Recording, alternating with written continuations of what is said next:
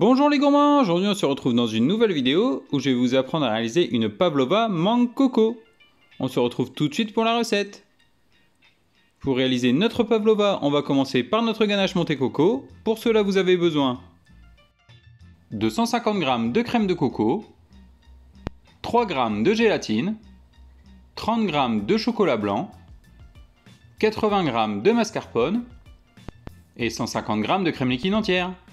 Pour le matériel, vous avez besoin d'une balance, de divers récipients, d'une casserole, d'un robot pâtissier avec son fouet, d'un plat et de film alimentaire.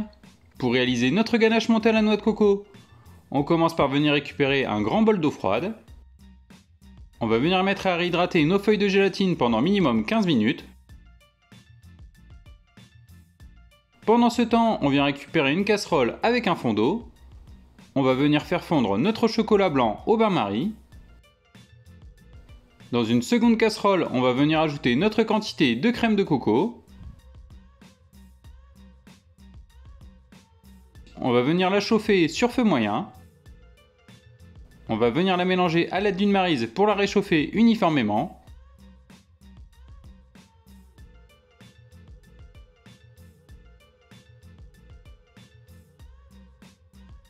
On mélange également avec une maryse notre chocolat blanc pour ne pas qu'il attache au fond du bol.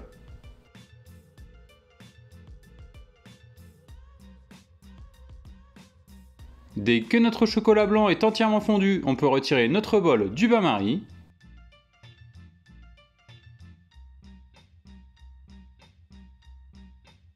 Dès que notre crème de coco arrive à ébullition, on peut retirer notre casserole du feu. On va venir prendre nos feuilles de gélatine réhydratées, on vient les essorer entre nos doigts. Dès que nos feuilles de gélatine sont bien égouttées, on les met dans notre crème de coco. On vient mélanger à l'aide d'une maryse pour incorporer la gélatine dans notre crème de coco. Dès que le mélange est réalisé, on réserve. On vient maintenant récupérer notre chocolat blanc fondu. On va venir verser un premier tiers de crème de coco. On mélange à l'aide de la maryse pour créer une émulsion. Dès que notre mélange est réalisé, on vient ajouter un second tiers de crème de coco. On réalise une nouvelle fois l'émulsion à l'aide de notre maryse. Une fois l'émulsion réalisée, on vient ajouter le reste de notre crème de coco.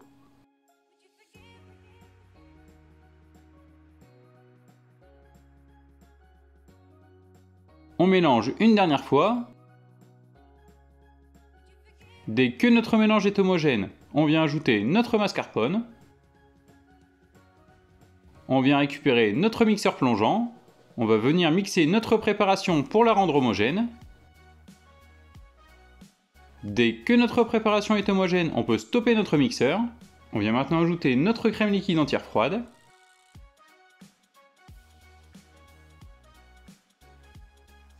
On va venir une nouvelle fois mixer pour incorporer notre crème liquide dans notre préparation.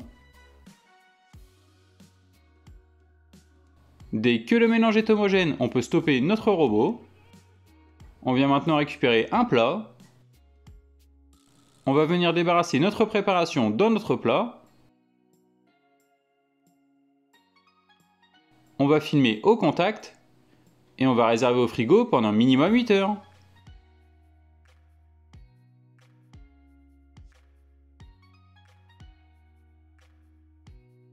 Au bout des 8 heures, on vient récupérer notre préparation.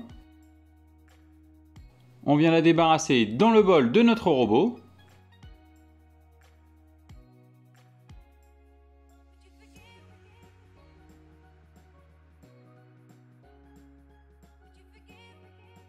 Et on va venir fouetter notre ganache à la noix de coco sur vitesse forte.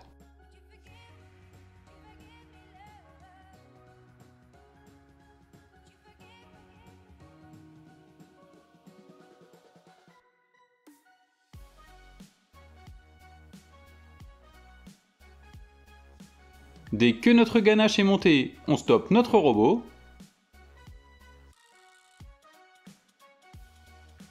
On va venir débarrasser notre ganache dans une poche à douille avec la douille de notre choix.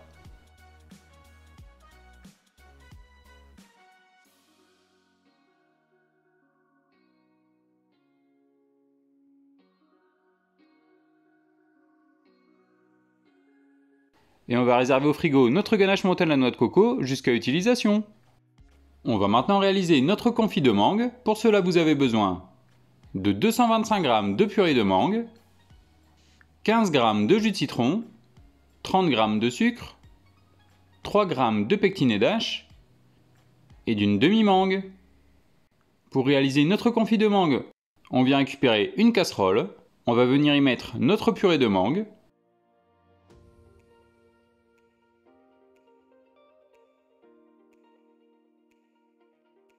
On vient ajouter également notre quantité de jus de citron. On va venir porter notre préparation à ébullition sur feu moyen. A l'aide du fouet, on va venir mélanger notre purée de mangue et notre jus de citron. Pendant ce temps, on vient récupérer notre sucre et notre pectine. On va venir verser la quantité de pectine dans notre sucre. A l'aide d'une cuillère, on va venir mélanger notre préparation.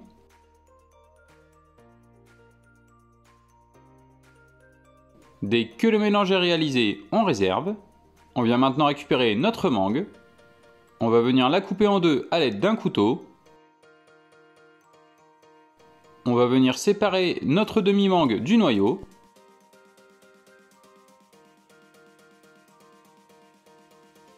Une fois notre mangue séparée, à l'aide d'un économe, on va venir retirer la peau de notre demi-mangue.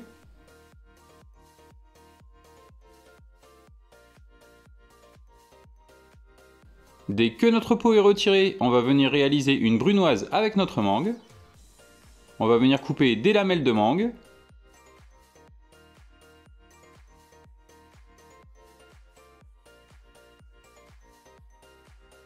Puis, on va venir la couper en brunoise.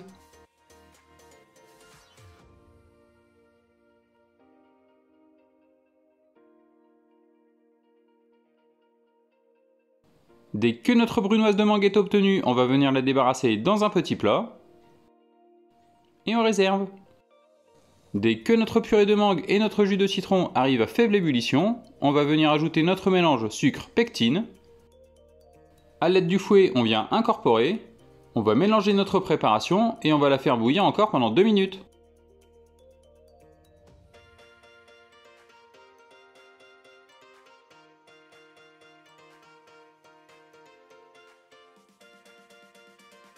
Au bout des 2 minutes, on peut retirer notre casserole du feu.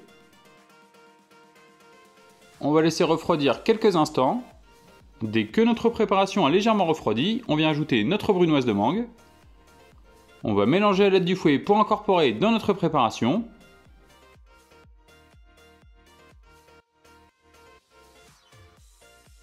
Dès que le mélange est réalisé, on va venir les débarrasser dans un grand plat.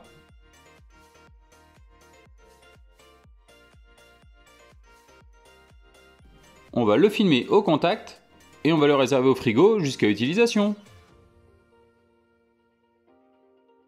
On va maintenant réaliser notre meringue. Pour cela, vous avez besoin de 120 g de blanc d'œuf, 120 g de sucre glace, 120 g de sucre et 8 g de maïzena. Pour le matériel, vous avez besoin d'un papier sulfurisé,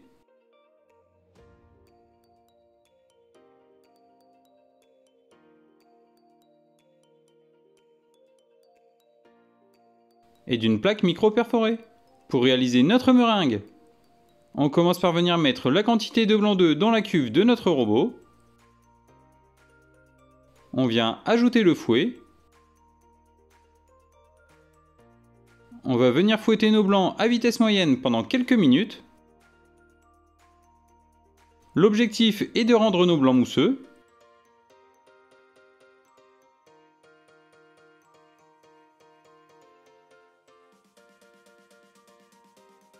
Dès que nos blancs commencent à devenir mousseux, on vient ajouter une première quantité de sucre en poudre.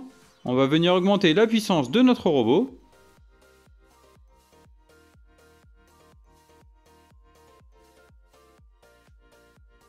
Dès que la première quantité de sucre en poudre est incorporée, on vient ajouter une seconde partie de sucre. On mélange encore jusqu'à incorporation.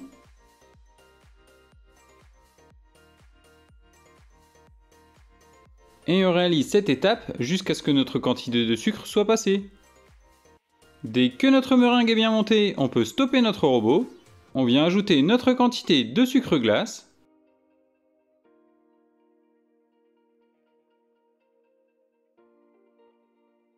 On ajoute également notre quantité de maïzena.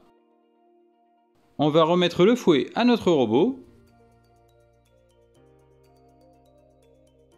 On va commencer par venir fouetter sur faible vitesse pour ne pas que les poudres s'échappent de la cuve. Dès que nos poudres commencent à s'incorporer dans notre meringue, on peut augmenter la puissance de notre robot. Et on va fouetter à pleine vitesse pendant quelques minutes. Dès que notre meringue est bien ferme, on peut stopper notre robot. Pour savoir si notre meringue est prête, il faut qu'il y ait le bec d'oiseau sur votre fouet. On vient maintenant récupérer une poche à douille avec la douille de votre choix. J'utilise ici une douille diamètre 12. On vient remplir notre poche à douille avec la meringue.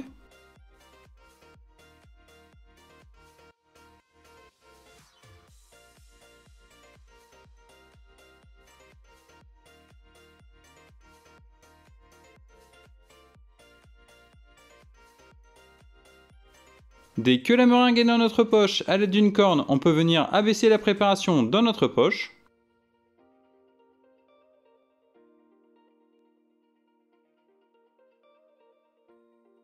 On vient maintenant récupérer notre plaque micro-perforée, notre papier sulfurisé avec notre dessin pour la meringue. J'ai réalisé ici un cercle de diamètre 24 cm et 18 cm. On va venir récupérer de la meringue. On va venir fixer les 4 coins de notre papier sulfurisé sur notre support cuisson.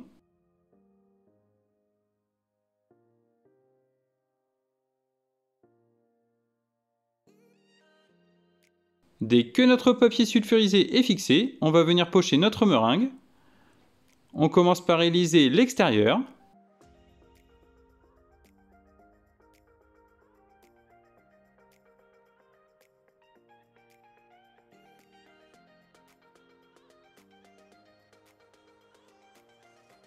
Dès que l'extérieur de notre cercle est poché, on va venir pocher l'intérieur.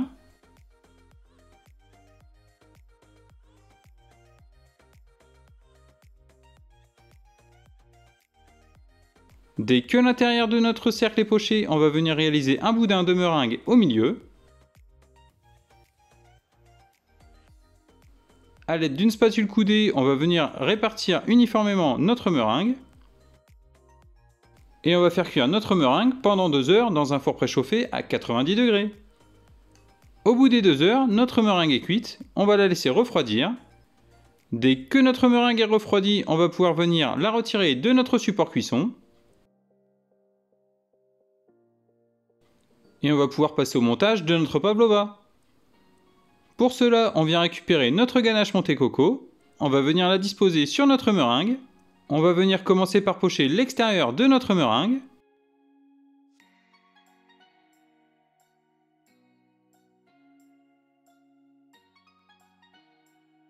On va ensuite pocher l'intérieur.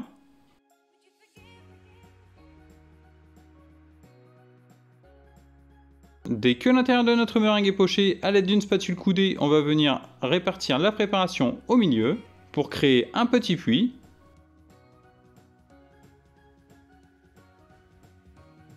On va venir récupérer de la poudre de coco. On va venir la disposer sur notre ganache montée.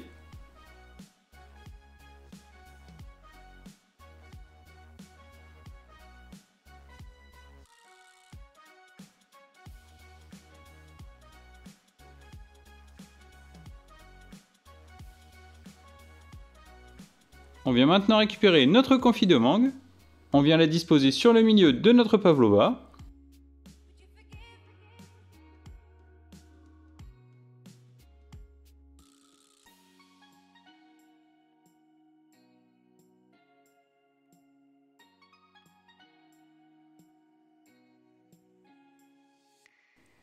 Dès que notre confit de mangue est disposé, on vient récupérer notre ganache montée coco.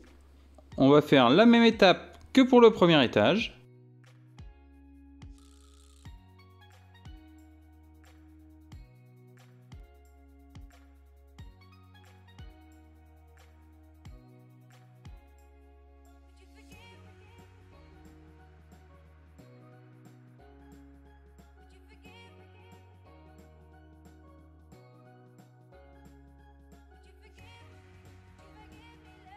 Dès qu'on a disposé notre ganache montée coco, on vient récupérer notre coco râpé. On vient à nouveau en disposer sur notre ganache. On va maintenant venir réserver notre pavlova. On va maintenant venir récupérer une mangue. On va venir la couper en deux et l'éplucher.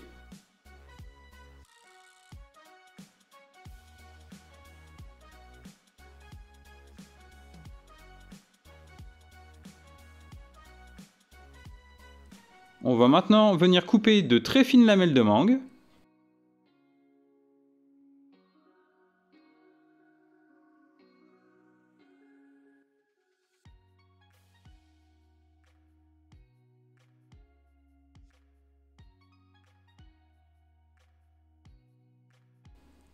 Dès que nos fines lamelles de mangue sont disposées, on vient récupérer entre 7 et 9 lamelles de mangue.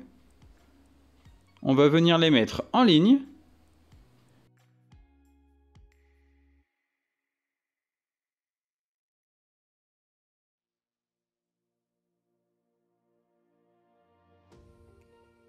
Dès que nos lamelles de mangue sont en ligne, on va venir les enrouler les unes sur les autres pour créer notre fleur de mangue.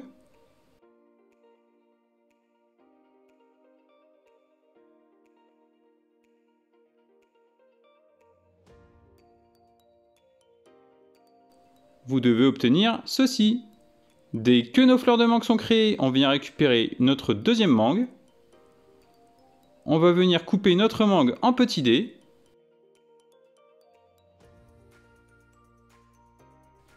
Dès que notre mangue est coupée en petits dés, on vient récupérer notre pavlova. On vient disposer nos fleurs de mangue.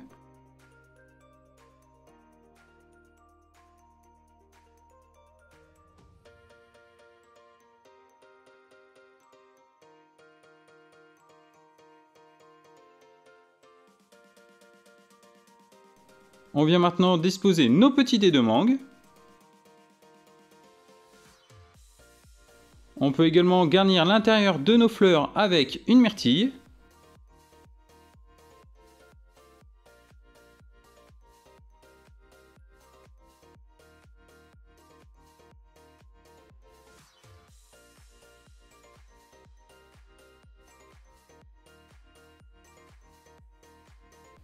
Et notre pavlova mangue coco est réalisée. J'espère que cette nouvelle recette vous aura plu. N'hésitez pas à commenter et à partager la vidéo. Et on se retrouve très vite pour une nouvelle recette.